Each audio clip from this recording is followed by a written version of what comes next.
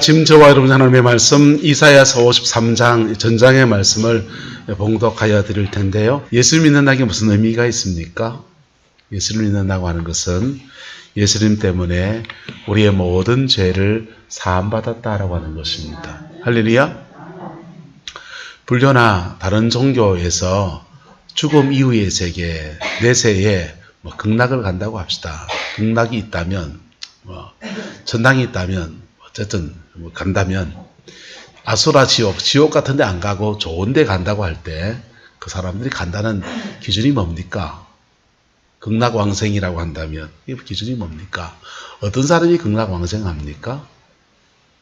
그들이 말하는 기준은 마음을 다 비운 사람들, 깨끗한 심령을 가진 사람들, 의로운 자가 간다 이 말이 있지요. 근데 거꾸로 다시 한 번 더 질문하면 당신은 그래 극락이 있는 점은 좀 모르겠지만은 극락 갈 만큼 의롭습니까? 극락 갈 만큼 깨끗합니까? 극락 갈 만큼 세상 욕심 다 내려놨습니까?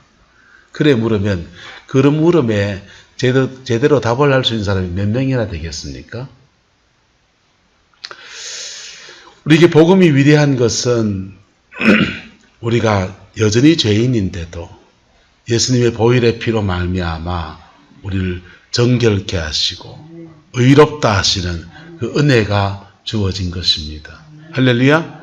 이것이 또 우리가 무슨 잘해서 그런 게 아니라 은혜로 주어졌다는 거예요. 뭘로 주어졌다고요? 우리 교회에 와서 이렇게 듣는 용어 중에서 전 낯선 용어 중에 하나가 은혜라는 용어입니다. 무슨 일마다 은혜 받았다 말을 하기도 하고 그 참 은혜다 이렇게 말을 하기도 합니다. 근데 이 은혜라고 하는 단어는 교회 안에서 두 가지 의미로 사용되었습니다. 첫 번째는 내가 무엇을 해서가 아니라 그분이 불쌍히 여기셔서 하나님의 그 은혜로 말미암아 우리를 구원하신 것. 할렐루야. 본질적 은혜를 말해요. 여러분 불교라는 종교에서 극락에 간다고 하면 극락을 가려면 어째야 됩니까? 부모를 극락왕생하려면 40일 동안 49제인지 뭔지 하더만요. 그런 것도 하고 자기 나름의 그런 거 무슨 인가를 해야 되는 거죠. 착한 행실을 삶을 살려고 노력을 해야 되고 보시도 하려고 해야 되고 그런데 기독교에서 우리가 의롭다함을 받았다 할 때 그것은 바로 은혜로 주어지는 겁니다. 할렐루야. C.S. 루이스가 한 번은 영국에서 크리스찬들하고 불교 다른 종교의 사람들하고 모여서 토의를 한 적이 있습니다. 토의를 하는데 사람들이 말합니다. 기독교와 다른 종교가 다른 게 뭔가 토의를 하는데 이런 얘기합니다. 예수님, 기독교를 종교를 창시하신 예수님이 어쩌고저쩌고 하니까 불교는 우리도 그 비슷한 거 있다 이러는 거예요. 성령의 역사를 말하니까 우리도 그 비슷한 거 있다. 각각 그렇게 다른 종교에서도 그렇게 말합니다. 그리고 기독교는 사랑을 추구한다. 불교는 말합니다. 우리는 자비를 추구한다. 비슷한 거 있다 이러는 거예요. 근데 C.S. 루이스가 다 비슷한 게 있다고 하니까 마지막에 한마디 했습니다. 우리는 그 모든 것이 은혜로 된다 이랬어요. 뭘로 된다고요? 이 모든 것이 은혜로 된다. 의로워지는 것도 은혜로 되고 극락이든지 천당 얘기하는 극락 있다. 그래 극락 좋다. 극락이든지 천당이든지 간에 그것도 은혜로 가고 죄사함도 은혜로 받고 마음을 비워야 한다면 그 비우는 것도 은혜로 받고 성령이 있다면 그 여기의 세계에 가는 것도 은혜로 가고 할렐루야. 모든 게 은혜라는 거예요. 그렇게 말하니까 갑자기 다른 종교에서 지도자들이 머리를 꾹쩍꾹쩍거더니 하는 말이 그거는 맞다. 기독교에만 그 은혜가 그게 은혜로 된다고 말하는 데는 기독교밖에 없다. 인정을 하더라는 거예요. 할렐루야. 오늘 우리는 사순절 주간에 서 있습니다. 예수님께서 보혈의 피를 흘려서 우리의 모든 죄를 사하셔서 구원의 은혜를 주시고 부활하셔서 완성시킨 그 은혜를 기억하고 기념하면서 그 은혜가 내 것이 되기를 바라는 마음으로 보내는 주간이 사순절의 주간입니다. 이게 예수의 보혈의 피에 그 은혜로 동참하고 은혜 아래서 그 피의 능력을 덧입는 은혜가 있기를 예수 이름으로 축복합니다. 구속의 은혜 아래서 구원받는 것을 주로 은혜라고 그렇게 말합니다. 또 하나 은혜라고 많이 쓰이는 경우는 뭐냐 하면 성령을 받을 때, 뭘 받을 때요? 성령 받을 때. 찬송하다가 나는 은혜 받았습니다. 기도하는 중에 막 몸이 뜨거워지면서 나는 은혜를 받았습니다. 목사님이 말씀을 전하지 말고 다른 신령한 목사님 말씀을 전하는데 그 말씀을 듣는 중에 내 마음이 후끈 뜨거워지더니 나는 성령을 받았습니다. 또는 은혜를 받았습니다. 또는 말씀을 전하는 중에 뭐 새로운 것을 깊이 아이고 그렇게 맞자 그거다 할 때 그것도 우리는 은혜를 받았다. 아이고 은혜 받았습니다. 이렇게 말합니다. 목사들이 제일 좋아하는 말이 뭐냐 하면 나가면서 아이고 목사님 오늘 은혜 많이 받았습니다. 이 말을 되게 좋아합니다. 그런데요, 거기서 말하는 은혜라고 하는 것은 주로 성령님의 터치를 받는 걸 말하는 거예요. 할렐루야. 어쨌든 이 은혜라는 단어가 교회 안에 그렇게 많이 사용되어지는 단어인데 그 은혜를 여러분이 맛보고 경험하고 깨닫게 되고 그 은혜 아래에서 자라가고 그 은혜 아래에서 풍성해지는 저와 여러분 되시기를 예수님의 이름으로 축복합니다. 유대인들은 봄절기와 가을절기에 두 개의 절기를 지킵니다. 봄절기 때는 6월절 날을 중심으로 해서 그들이 봄절기를 지키고요. 가을절기 때는 그들은 대속제일을 중심으로 해서 그렇게 가을절기를 지켜요. 봄절기 때는 6월절, 초실절, 그 다음에 6월절, 초실절, 오순절 이렇게 돼 있어요. 뭐라고 돼 있다고요? 6월절, 초실절, 오순절 이 세 개의 절기로 되어 있습니다. 6월절 날은 예수님이 십자가의 죽으심으로 완성되었고 할렐루야. 초실절 날은 예수님이 부활하심으로 완성이 되었어요. 오순절 날은요 성령이 오심으로 완성이 되었습니다. 이게 봄절기의 중심이에요. 가을절기 때는요 따라합시다. 나팔절, 대속제일, 장막절 이렇게 되어 있습니다. 나팔절은 주님이 나팔 부시는 것, 이 재림을 말해요. 봄절기는 초림을 말하고 가을절기는 재림을 말합니다. 오신 예수님과 오실 예수님에 대한 얘기들을 그렇게 하는데 이 초실절 마지막 가을절기 때는 나팔절, 나팔 불 때 우리 이름 불러주시는 은혜 할렐루야. 그 다음 7일 1일날 나팔 불고 7일 10일날 되면은 대속제일입니다. 대속제일은 이스라엘 백성들이 모든 죄를 양을 2마리를 가지고서 한 마리는 아사셀에게 주고 또 한 마리는 제단에 드리면서 그렇게 속죄 예식을 치러요. 그리고는요 모든 알곡들을 곡식의 창고에 거두어드리는 장막절로 넘어가게 되는 것. 이게 가을절기 때는 주님의 재림 때에 이루어질 얘기들을 기록해 놓은 겁니다. 그런데요 처음 봄절기 때 6월절 때는 그들이 그 6월절의 은혜에 하나님의 은혜에 동참하기 위해서 그들이 회개를 하는데 주로 무슨 회개를 하느냐 따라합시다. 하나님과 나와 가로막힌 것들, 하나님 앞에서 내가 어떤 존재였는가, 하나님 앞에서 나의 모습을 돌아보면서 회개하며 참회하며 나가고 그럴 때 6월절을 지나서 초실절 부활의 은혜처럼 그 영혼을 새롭게 하시는 하나님의 역사가 그 인생에 풀어지고 다시 오순절처럼 성령이 그에게 임하셔서 하나님의 놀라운 은혜를 부어주시는 거예요. 그런데 가을절기 때는 회개를 하는데 그 회개는 하나님 앞에 회개하는 게 아니고 따라합시다. 사람과 얽힌 것들. 가을절기 때 회개는 사람하고 얽힌 것을 회개하는 겁니다. 예수님 말씀에 너희가 제단에 예물을 드리려 하다가 형제와 갈등이 있고 문제가 있는 것이 기억나거든 그 예물을 그 제단에 놔두고 찾아가서 만나서 용서를 구하고 용서를 받고 난 뒤에 와서 예물을 드려라 그랬잖아요. 그게 이제 가을절기의 회개예요. 가을절기의 회개는 사람과 사람 사이에 우리는 사람과 사람이 살다 보면 들어서 죄라는 게 하나님하고만 죄 짓는 게 아니잖아요. 사람한테 죄 짓는 게 있잖아요. 그렇지 않습니까? 사람하고 죄 지은 것들을 풀고 회개하는 그런 은혜를 가지는 거예요. 그 시간을 가지는데 그렇게 가을절기 회개를 하면 뭐가 주어지느냐? 따라합시다. 복이 옵니다. 예. 땅에서 풀면 하늘에서 뭐하고? 풀리는 거죠. 그래서 막혔던 것들을 땅에서 풀어서 하늘이 풀리는 은총의 역사를 덧입게 되는 것이 가을절기의 회개입니다. 우리는 지금 사순절 주간을 보내고 있습니다. 그냥 주일날 몇 번 예배 지나가고 예수님이 목사님이 무슨 회개에 대한 얘기, 예수님의 죽으심에 대한 의미들을 밝히는 얘기, 그런 얘기 듣는 것으로 끝나지 말고 이 두 절기를 통해서 하나님이 우리에게 주시고자 하는 그 은혜가 여러분의 인생과 삶에 풀어지게 되기를 예수님의 이름으로 축복합니다.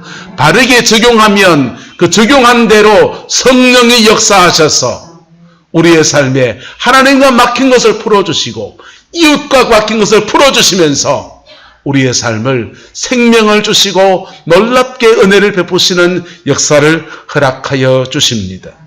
제가 인생을 아직 짧게 살았지만은 어제 누구 친구랑 전화하다 보니까 어쩌고 뭐 하니까 그분이 그래요. 원 목사, 니도 이제 젊은 날 아니다. 니도 꼰대다. 이러시더라고. 그래서 너보다 형이니까 형님 그런겨 이랬습니다. 근데 저도 이제 저보다 나이 어린 사람 많이 있거든요. 우리 교회는 별로 없지만은. 그래서 짧은 인생을 살아보면서 인생에서 몇 가지 철학이 생기는데 자주 말씀을 드리죠. 첫 번째 생긴 인생 철학이 뭐냐 하면 역사는 하나님이 주관하신다. 누가 주관하신다? 역사는 하나님이 주관하신다. 두 번째는요. 따라합시다. 인생은 심은 대로 거둔다. 두 번째 생긴 인생 철학은 인생은 심은 대로 거둔다는 것. 그 심은 것을 거두는데 좋은 걸 심었으면 좋은 걸 거두는 게 당연하잖아요. 그치요? 복으로 심어서 복으로 거두는 은혜의 길을 예수 이름으로 축복합니다. 근데 여진 것을 인생에 심는 사람들이 있는 거예요. 미국의 초대 대통령이었던 존 F 케네디 대통령. 그분은 그 피격을 통해서 피살당해서 그렇게 돌아가셨어요. 암살당해서. 그런데 존 F 케네디 대통령의 가문을 위를 조사해 보면 영국에서 미국으로 이주를 하는데 이주하면서 그 할아버지 때 무엇에 손대냐면 양조장 사업에 손을 댑니다. 양조장 사업에 손을 대서 백만장자가 된 거예요. 백만장자가 되고 그리고 그의 가문에서 그 대통령을 둘이나 배출하는 그런 가문이 됐어요. 그런데 그 여러 아들들 중에서는 하나는 중풍에 걸렸고 하나는 비행기 추락 사고로 죽었고 대통령이 된 아들은 암살당했고 대통령 후보 중에 한 명으로 나갔던 로버트라는 또 아들은 총에 맞아 죽었고 그 가문 안에서 살인과 죽음이 끊어지지가 않는 거예요. 이것을 본 그 양조장을 뜯은 초대 존 F 케네디의 그 아버지죠. 아버지는 이렇게 말했어요. 내가 수십 년 동안 술을 만들어서 팔아서 많은 가정을 불화하게 하고 분쟁을 일으키고 술 마신 사람들이 흥분해서 서로 송을 쏘며 죽게 했고 그랬더니 내가 이런 죄값을 내가 받는구나 그래 말했습니다. 여러분 하나님이 역사를 주관하실 때 그분의 역사를 주관하시는 기준이 뭐냐? 거룩이 기준이에요. 뭐가 기준이라고요? 거룩요. 죄 지었으면 그 죄에 대해서 심판하시는 기준이고 의롭게 행했으면 사람들한테 따뜻한 말 한마디를 했으면 그 말 한마디에 대해서 하나님이 의롭게 갚으셔서 복을 주시는 게 기준이에요. 그런데 이 두 번째, 심은 대로 거둔다라고 할 때, 제가 제 인생을 이렇게 돌아볼 때, 목사로 살면서 저도 하나님 앞에 의롭게 심고 복으로만 거둘 게 많을까요? 죄로 심고 악으로 거둘 것도 있을까요? 예. 저도 여러분들도 누구나 다 죄인이고 누구나 다 죄 때문에 사람들에게 상처를 주기도 하고 상처를 받기도 하고 정욕의 죄와 안목의 죄와 이생의 자랑과 온갖 죄 가운데서 살아가는 존재라는 것. 이렇게만 인생 철학을 세우면 구약이 율법이죠. 근데 세 번째 제가 인생을 통해서 깨달은 것은 뭐냐 하면, 한번 따라합시다. 예수님의 복음은 무슨 죄든지 사하고 모든 잘못 심은 것들을 뽑아내는 은혜가 있다. 할렐루야. 예수님의 피 묻은 십자가의 복음은 우리가 죄를 지어서 무슨 죄든지 무슨 저주든지 다 뽑아내는 은혜가 있다. 다 새롭게 하시는 그 은혜가 있다라고 하는 것입니다. 그것이 그냥 주어진 게 아니라 그분이 목숨을 걸고 속죄의 그 길을 묵묵히 걸어가셨기 때문에 이루어진 것입니다. 할렐루야. 틀 깎는 자 앞에 잠잠한 어린 양같이 묵묵히 그 길을 걸어가면서 인간의 모든 죄들을 다 짊어지는, 경상도 말하면 욕바지가 된 거예요. 네. 쓰레기를 바치면 무슨 바지요? 쓰레기 바지. 무슨 일 생길 때마다 그만 때문에 그렇다라고 하면 뭐 바지? 욕바지라 그러잖아요. 예수님이 욕바지가 되어주시고 죄의 모든 쓰레기를 받아주시는 죄의 바지가 되어주신 거예요. 할렐루야. 그리고 그 십자가 안에 우리가 믿음으로 반응할 때 그것은 우리에게 그냥 2000년 전에 일어난 객관적인 사실이 아니라 우리 속에 생생히 이루어지는 오늘의 이야기가 되어지는 것입니다. 할렐루야. 저와 여러분 안에 이 은혜가 풀어지게 되기를 예수님의 이름으로 축복합니다. 그래서 우리도 이스라엘 백성들처럼 봄절기에 하나님과 어그러진 것들을 고백하며 나가면서 용서를 구하고, 가을절기 때 사람과 사람 사이에 어그러진 것들을 풀어서 하나님 앞에 고백하며 나가면서, 아니요, 이게 사람 앞에 하는, 하나님 앞에 하는 것도 아니에요. 가을절기 때는 성전문을 걷어 잠가 버린다고요. 성전문을 걷어 잠가 버리고 사람과 사람들이 예배당 바깥을 쫓아다니는 거예요. 쫓아다니면서 이 집 저 집 찾아다니면서 사람을 만나서 사과를 하고 용서를 구하고 자백하고 회복되는, 서로 화해해서 용서를 덧입는 그런 은혜가 그에게 주어지는 겁니다. 할렐루야. 저와 여러분 이 사순절 기간 동안에 이 은혜가 여러분의 인생과 가정 안에 풀어지게 되기를 예수님의 이름으로 축복합니다. 인간은요, 죄성을 가지고 있고요, 그 죄성 때문에 필연적으로 이 세 가지를 짊어지게 되어 있습니다. 첫 번째는 죄의 문제. 무슨 문제?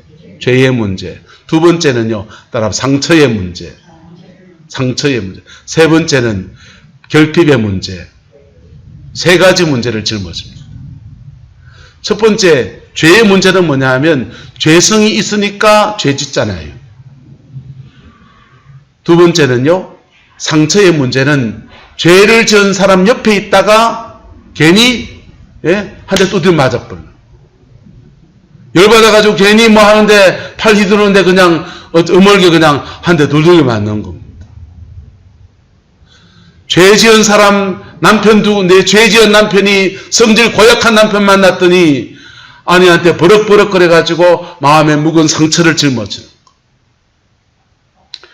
못된, 죄송합니다, 시어머니 계시면, 못된 시어머니 밑에 살아가다 보니까 며느리가 그냥 듣지 말아야 될 소리 듣고서 가슴에 응어리져서 살아가는 그 상처의 문제입니다. 이건 죄의 2차 반응이에요. 죄와 상처를 가지고 있다 보니까 사단이 그의 인생에 역사하고 마땅히 받아 누려야 될, 인생을 살아가면서 받아 누려야 될 아버지의 사랑, 어머니의 사랑이 있고, 아버지가 바깥에 나가서 열심히 일해서 돈 벌어오고, 어머니가 집안에서 맛있는 음식을 차려서 애들을 먹이고, 그리고 돌봐주어야 되는데 그걸 받지 못하니 그것이 결핍의 문제예요. 무슨 문제라고요? 죄와 상처와 결핍, 이 세 가지 문제를 인간은 죄 속에서 안고 살아갑니다. 그런데 이 세 가지 문제가 예수님의 은혜 아래에서 다 풀어지는 거예요. 할렐루야! 우리의 죄를 사하시는 하나님의 은혜가 풀어질 때, 우리가 회개하며 나갈 때 주님의 용서가 우리에게 풀어지고, 그리고 우리의 마음이 깊은 상처 속에 살아간 사람이 주님 앞에 자신의 상처를 고백하며 나갈 때 주님이 용서하게 하시면서 그 상처 뛰어넘게 하시는 거예요. 그런데 이 세 가지 문제를 가지고 있는 사람이 십자가의 영광을 만나면 다 해결되는데 문제는 우리가 그 십자가와 마주치지 않는다는 데 문제가 있어요. 옆 사람 축복하면서 십자가 제대로 만납시다. 여러분, 십자가 제대로 만나세요. 목걸이 십자가 하고 단다고 십자가 만난 게 아니에요. 예? 자기 집에 십자가 뭐 이렇게 벽에 걸어놓는다고 해서 십자가 만난 게 아니에요. 예? 내 영혼에 임하시는 그 십자가의 그 사랑을, 대속의 은혜를 만나려고 하면 우리는 우리가 가지고 있는 우리의 문제에서 출발해야 돼요. 나의 죄의 문제에 출발해야 되고요. 내 상처에서 출발해야 되고요. 때로는 내가 없는 결핍의 문제에서 출발해야 됩니다. 여러분, 이 세 가지로 출발해 갈 때 어느 것이 가장 어려울 것 같습니까? 회개해야 된다 할 때 이거는요, 우리의 가지고 있는 자존심이나 이런 것들이 방해가 되어집니다. 회개하지 않으면 역사를 주관하신 하나님의 섭리 안에서 그가 심은 것을 계속 그 악한 것들을 거두게 되는 역사를 벗어날 수가 없는 거예요. 우리 모교에서 이런 일이 있습니다. 이삼도 장로님이란 분과 또 장로님 한 분, 두 분 장로님이 신임 장로님이 되셨어요. 그 당시 목사님은 그다음 굉장히 주일 성수가 엄할 때입니다. 주일날 무슨 일이 있었냐면 청년부 회장하는 형제와 부회장하는 자매가 청년부 일하다가 눈이 맞았습니다. 그래서 둘이 커플이 돼서 조용히 연애하다가 장가가는 날이 됐습니다.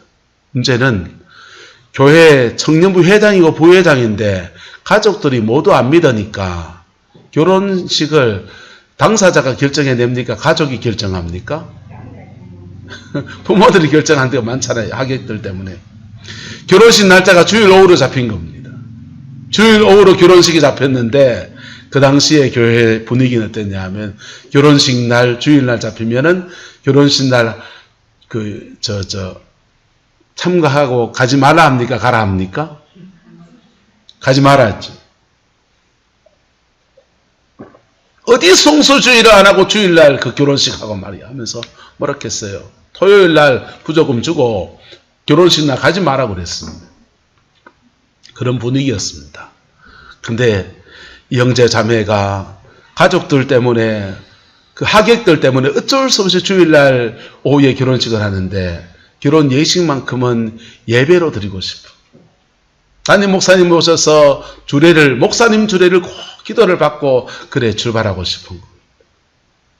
그래서 목사님한테 부탁을 합니다. 목사님, 결혼식에 여차여차해서 이만저만한데 주례만큼은 꼭 목사님 주례를 받고 결혼하고 싶습니다.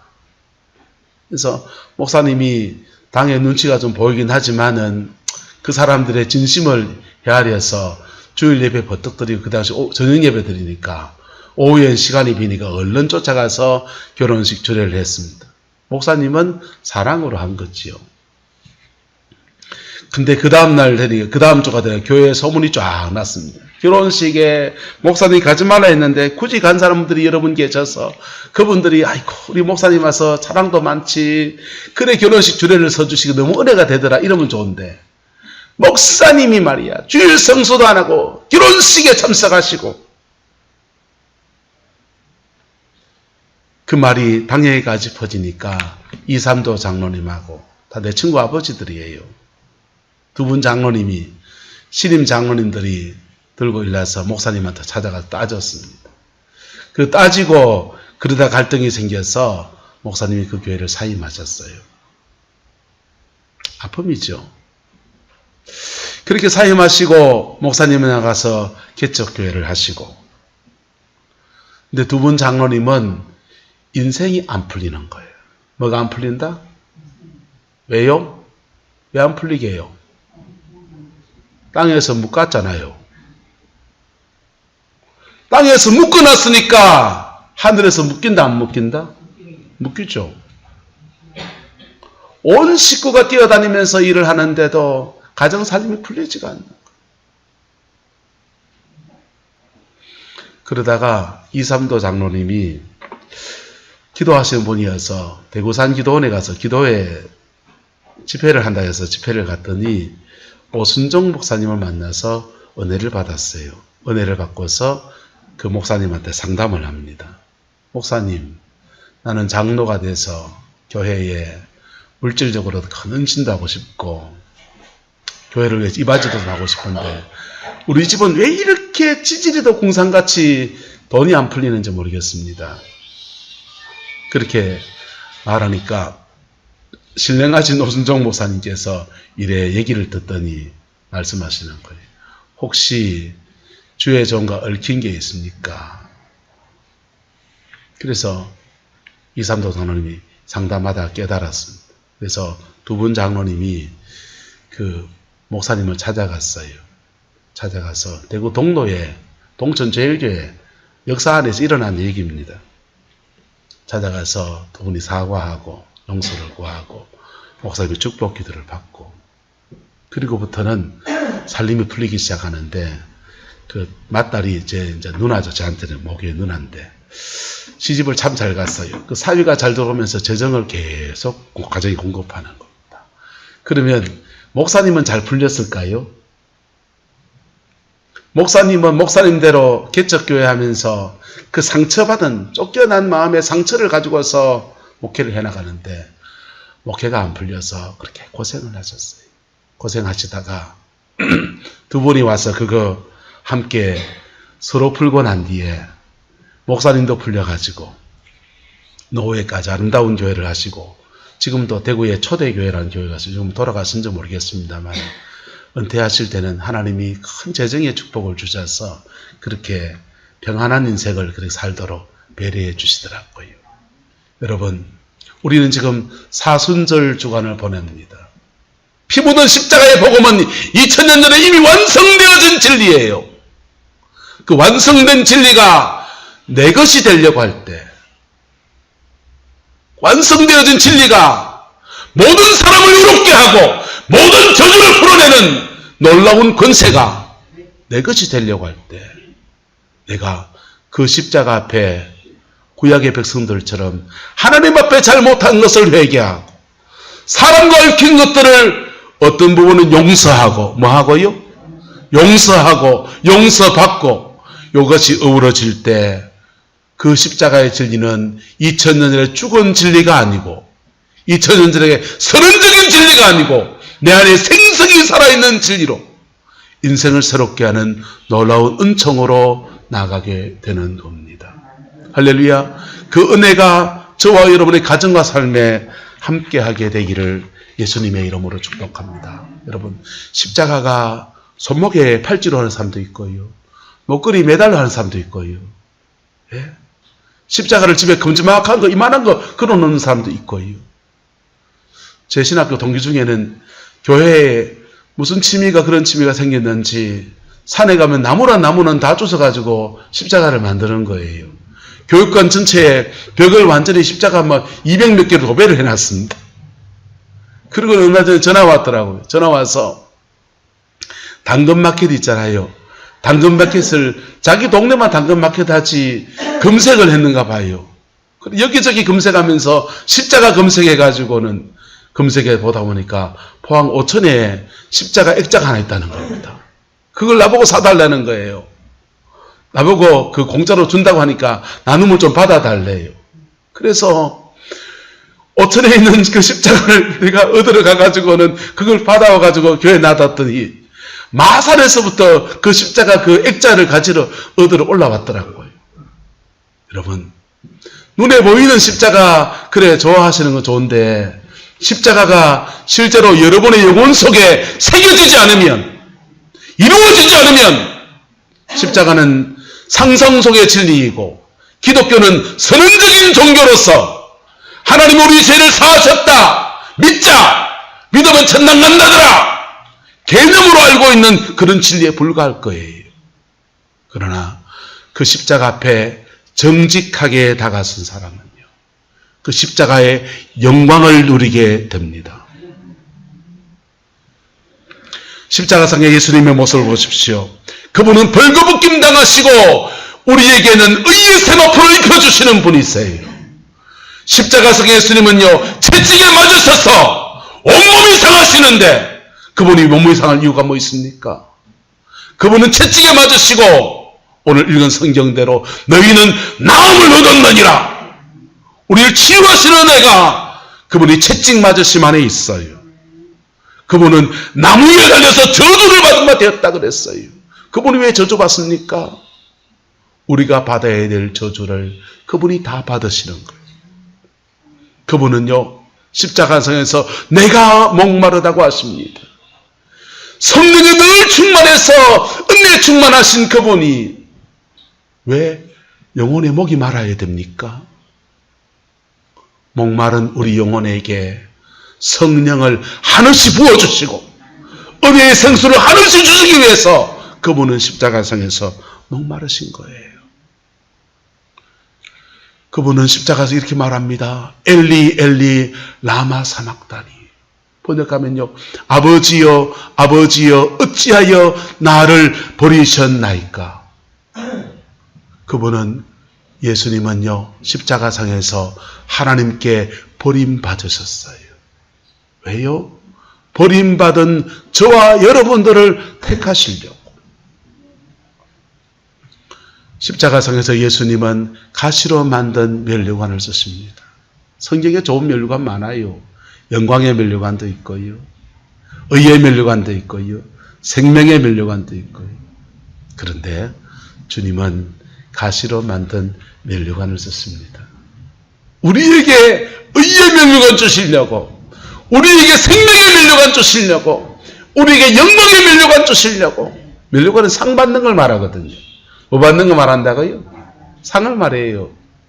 하나님 앞에 가장 좋은 상들을 주시기 위해서 그분은 가시로 만든 면류관을 쓰십니다. 주님은 마지막 말씀에 케켈케스타, 다 이루었다고 그랬어요. 주님이 이 땅에 오셔서 하실 모든 일들을 십자가상에서 다 이루었대요. 예수님은 다 이루었어요. 근데 따라합시다. 아직 끝나지 않았습니다. 예수님은 다 이루었는데 그 십자가가 내 것이 되려고 하면, 내 것이 되려고 하면 우리는 그 십자가 앞에 정직함으로 나가야 돼요. 십자가와 눈높이가 딱 마주칠 때 그 십자가 영광은 우리에게 확 흘려 들어옵니다.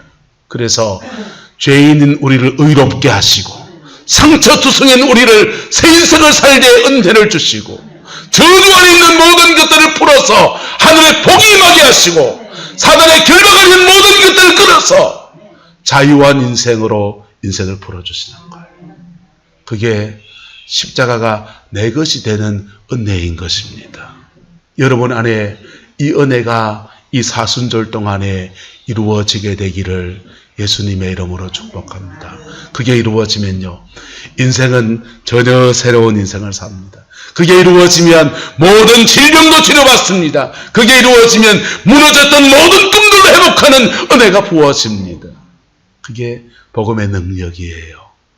여러분, 예수 믿은 지 우리가 신앙생활을 너무 오래 하다 보면요, 죄송하지만 타성에 좀 젖는 경향이 있습니다. 그래서 복음을 처음 만났을 때 이 기쁨과 감격을 잃어버리고 그냥 습관적인 신앙생활 안에 흘러가는 그런 경우도 있어요. 십자가의 그 은혜와 의미가 내한테서 그냥 조금 멀어져 있는 그런 경향이 있습니다. 대학교 4학년 때 이런 일이 있었습니다. 영남대학교 앞에서 자취를 같이 모교의 친구들이랑 같이 했는데요, 선배도 있고 친구도 있고 있었어요. 박영국이라고 하는 한의회 선배도 같이 있었는데 선배가 하루 이러는 겁니다. 주희야, 내가 지금 하나님 앞에 회개하며 나가면 그분이 분명히 용서하실 거 내가 믿고 내가 알고 그렇게 배웠고 내가 그렇게 경험했는데, 근데 하나님 앞에 내 마음이 나가기가 싫다.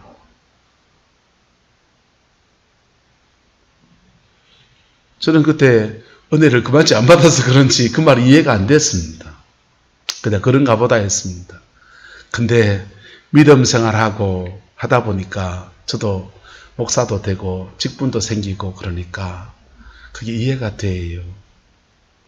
우리는 죄인이고 우리는 죄 속에서 상처를 받기도 하고 상처를 주기도 하고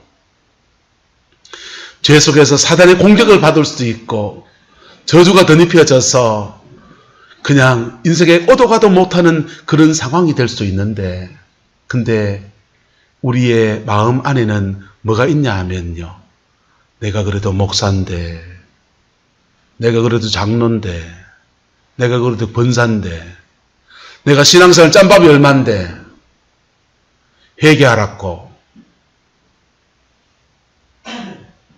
여러분, 그 모습이 여러분에게 있다면 여러분 그 마음을 이기고 십자가 앞에 나갈 수 있기를 예수 이름으로 축복합니다. 왜냐하면 그것 외에는 길이 있다 없다? 없으니까요. 그것 외에는 길이 없어요. 그 길을 자꾸 피해 다니면 어떡하냐? 하나님은 그를 낮춰가지고 벌거벗긴 자를 만들어 놓으실 때도 있고 채찍에 맞는 상황을 만들어 놓을 때도 있고 인생의 목마름을 만들어 놓을 때도 있고 사람들에게 버림받은 것 같은 그런 상황을 만들어 놓을 때도 있습니다. 있는 돈을 다 뺏어갈 때도 있습니다. 왜? 그렇게 해서 낮아져 보면 누구와 눈높이가 맞아질까요? 예수님이 그래 되셨잖아요. 하나님의 아들이신데 낮아져서 이 땅에 오셨고 죽기까지 낮아지셨고 발가벗겨 수치를 당할 때까지 낮아지셨고, 그래서 내 처지나 예수님 처지나 비슷하게 만들어서 그 십자가 그때서야 바라보게 하시는 거예요. 너무 늦어지지 않기를 예수님의 이름으로 축복합니다. 제가 부산에 섬길 때, 교회를 섬길 때 일입니다. 교회 성가대에 한 여집사님이 암에 걸렸어요. 참 미인이에요. 미인이고 성가대에서 찬양을 하면 그렇게 돋보이는 분이십니다. 그분이 암에 걸린 겁니다. 암투병을 하면서 주일만 되면 목회자실에 와서 오후 예배 다 드리고 모든 목회자가 다 어깨에 손을 얹고 머리에 손을 얹고 안수기도를 해주고 그렇게 기도를 받고 또 한 주간 투병 생활하고 그렇게 보내드렸습니다. 그런데 새가족 부에는 한 명의 권사님이라는 분이 조금 기도를 하시는 분이 있어요. 이분이 마음에 뭔가 이분을 위해서 아프신 이 집사님을 위해서 같이 성가대 같이 하는 분이니까 중보기도 하는데 마음에 자꾸 뭔가 마음에 챙기는 겁니다. 그래서 한 권사님이 개인적으로 찾아가서 만났습니다. 내 마음에 자꾸 널 위해 기도하는데 마음에 찝히는 게 있어 그렇다. 네 너그 신랑 용서해라 이랬어요. 너그 신랑 용서해라. 그러니까 이분이 왈칵 눈물을 흘립니다. 왈칵 울면서 그래요. 언니, 내가 어떻게 용서할 수 있는데? 그 인간 내가 어떻게 용서할 수 있는데? 그래서 그리고 몇 주간이 지났습니다. 한 달, 두 달 지나갔습니다. 암투병 하시던 그 지사님은 돌아가셨어요. 돌아가시고 장례를 다 치르고 그 다음 주간에 남편 되시는 분이 한 여자분을 데리고 교회를 오신 겁니다. 제가 새가족부를 하고 있으니까 새가족반에 와서 예배를 드리고, 그리고 아내 유지가 이 여자하고 결혼해 살아라 그랬다는 거예요. 그래서 이제 저희 보고 신방을 와달라 그래서 그 등록한 새가족 제 두 번째 부인이 되겠죠. 그분 집에 신방을 갔습니다. 비가 오는 날이었습니다. 신방을 가보니까 무속인이었습니다. 굿당을 하고 있었습니다. 굿당을 하고 있는데 비 오는 날 기물들을, 신당의 기물들을 다 부수는데 고철로 팔아보니까 50만 원 주더라고요. 차리는데 1억 5천 들었답니다. 그제서야 그 집사님이 용서가 안 된다는 말이 이해가 됐어요. 남편 어떻게 바람을 피워도 여자를 만나도 그 무당 만나서 굿당하는 사람 만나가지고 저럴 수 있냐, 이런 거 하고 얼굴도 예쁘지도 않아요. 근데 그렇게 인생이 그래 되는 걸 보고서 마음에 응어리진 게 그만 이분에게는 암이 된 것 같았어요. 만약 그 장례를 다 치르고 그 사건을 다 경험하고 난 뒤에 혼자 생각이 그랬습니다. 만약 좀 더 일찍 용서했더라면, 뭐 했더라면요? 좀 더 일찍 용서했더라면 우리는 회개를 한다고 할 때 하나님에게만 하는 게 아니에요. 따라합시다. 하나님과 얽힌 거는 하나님하고 풀고, 사람하고 얽힌 거는 사람하고 풀고. 주소를 잘 찾아가세요. 하나님 앞에 얽힌 거는 하나님 앞에 회개하고, 사람하고 얽힌 거는 사람하고 풀어야 돼요. 그리고 사람하고 풀고 그 속에 주의 은혜를 구할 때 하나님이 그 인생의 놀라운 회복의 역사, 십자가의 그 영광이 그 인생에 풀어지는 은혜를 허락하여 주십니다. 그 복이 여러분의 가정과 여러분의 삶과 여러분 남은 인생 가운데 함께하게 되기를 예수님의 이름으로 축복합니다. 우리는 사순절 주간을 보내어 갑니다. 사순절 주간을 보내면서 여러분의 안에서 이 십자가의 영광이 임하는 계기를 만들어 가기를 그리스도의 이름으로 축복합니다. 그래서 나의 십자가, 내 영혼을 살리는 십자가, 내 가정을 살리는 십자가, 내 인생을 새롭게 하는 그 십자가의 영광을 경험하게 되고 그 안에서 승리하는 남은 생이 되시기를 예수님의 이름으로 축복합니다. 기도하겠습니다. 좋으신 아버지 하나님, 주님의 얼굴을 구하고 주님의 자비하심을 구하며 주 앞에 나갑니다. 오 성령님, 우리를 인도하여 주셔서 십자가의 그 영광이, 2000년 전의 그 보혈의 그 영광이 오늘 우리 영혼 속에 강같이 이루어지게 역사해 주옵시고, 모든 묶인 것을 풀어주시고 모든 결박을 끊어주셔서 자유와 은혜를 주시옵소서. 몸이 아픈 자에게 데스 하우덴 디카우 치유의 역사를 허락하여 주시옵소서. 제가 채찍에 맞음으로 너희가 나음을 얻었다는 그 말씀을 이루어 주옵소서. 데메사 카이디스킨 따다이 인생에 묶이고 막힌 것들이 여기서 앞으로 나가지 못하는 주의 백성들의 가정 안에, 삶의 자리 안에 은혜를 주셔서 아버지 하나님, 길 대신 주님께서 세기를 여시는 은혜가 있게 축복하여 주시옵소서.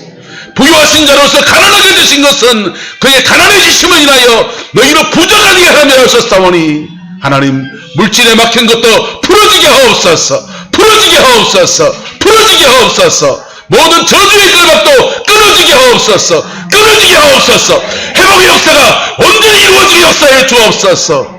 십자가의 그 영광을 사모하고 우리가 주 앞에 나가오니, 아버지, 우리가 주 앞에 나가오니 우리의 심령 안에 다시 은혜를 주시고, 다시 성령을 부어주시고, 다시 새 정신을 주시고, 다시 새 인생을 주시옵소서. 우리의 자녀들을 예수님의 이름으로 축복합니다. 삶의 자리에 싹준 고통하면서 헤쳐가고자 하는 몸부림치는 우리의 자녀들을 하나님 기억하여 주셔서 길을 열어주시고, 만남의 축복을 허락하여 주시고, 예수님의 십자가의 영광 안에서 새 인생을 사는 은혜가 있게 하나님 역사해 주옵소서. 지혜를 주시옵소서. 하나님의 그 총명의 손을 하여 주시옵소서. 몸이 약한 자에게 묶임과 결박을 끊으시는 십자가의 영광이 부러지게 하소서. 아버지 하나님, 회복의 역사가 이루어지게 오 하나님 주장하여 주옵소서.